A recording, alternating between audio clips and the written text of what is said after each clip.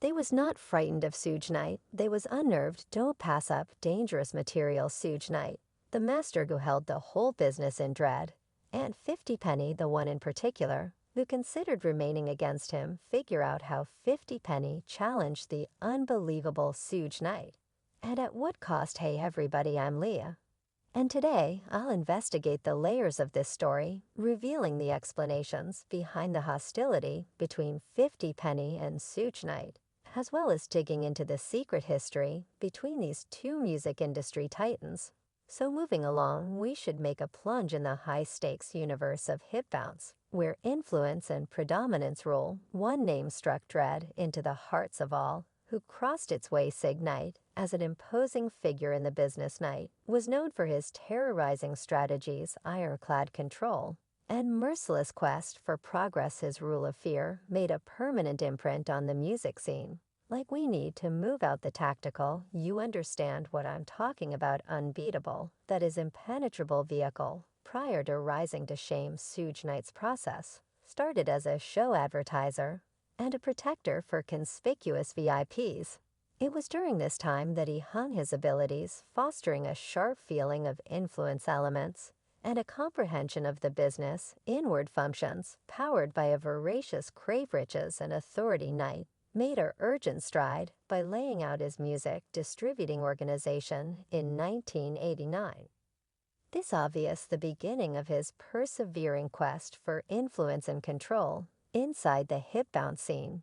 Such evening's unfaltering way to deal with business was both respected and dreaded. His strategies were straightforward, consistent, or result. Knight was famous for utilizing actual means to accomplish his goals, leaving a path of broken notorieties and broken spirits afterward. An ability illustration of his severe techniques was his experience with Vanilla Ice, the graph-beating craftsman behind the notable Ice Child. Mess one of my protectors up, they roughed every other person in my entire escort up, took me out on the gallery, began conversing with me by and by on the ringer on the gallery. In a bald-faced show of strength, Suge Knight stood up to Vanilla Ice at his plushness suite in Beverly Slopes, joined by a considerable company of 6 monumental figures. Knight coordinated endeavors. Discussion. The terrorizing strategies arrived at their pinnacle when Knight drove Vanilla Ice to the overhang. Gazing down at the confounding level underneath, the trepidation was tangible as Knight declared his position, requesting a portion of the Psalm's profits. I expected to wear a diaper on that day. I was exceptionally. This experience made a permanent imprint on Vanilla Ice, who at last capitulated to Knight's requests, featuring the influence and control that Suge Knight used in the business. Driven by a steadfast vision, Suge Knight took his desires to a higher level. With his strong grasp on the business, he established Death Row Records, a name that would become inseparable from the West Coast hip jump development, bragging a program acclaimed specialists. For example, Draw Sneak Homeboy and the unbelievable two-pack shaker. Death Row Records turned into a predominant power in the music world. Under Suge Knight's direction, Death Row Records made great progress, delivering weighty collections that would shape the course of rap history. Dr. Dre's fundamental work of art.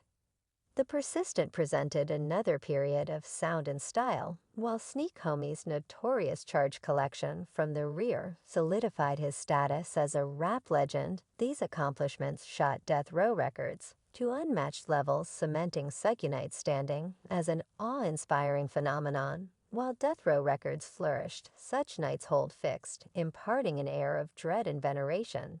Inside the mark, he governed with an iron-clenched hand, requesting resolute faithfulness and rebuffing any stumble with fierce results. Frightening stories arose of Knight genuinely attacking representatives, affirming his predominance. No holds barred. Strolled in with a stogie, without help from anyone else. Alicia Keys began running. Knight's reputation stretched out past the limits of his name. He became snared in fights in court and confronted allegations of viciousness, further adding to his fearsome standing. His affiliations with infamous posses, for example, the Crowd Sets of Bloods, just extended the quality of hazard encompassing him. Such mate's predominance in the hip jump industry was a demonstration of his unflinching assurance and ruthless way to deal with business, his standing as a fearsome figure who requested consistency or confronted critical results became unbelievable. Knight's reign of terrorizing,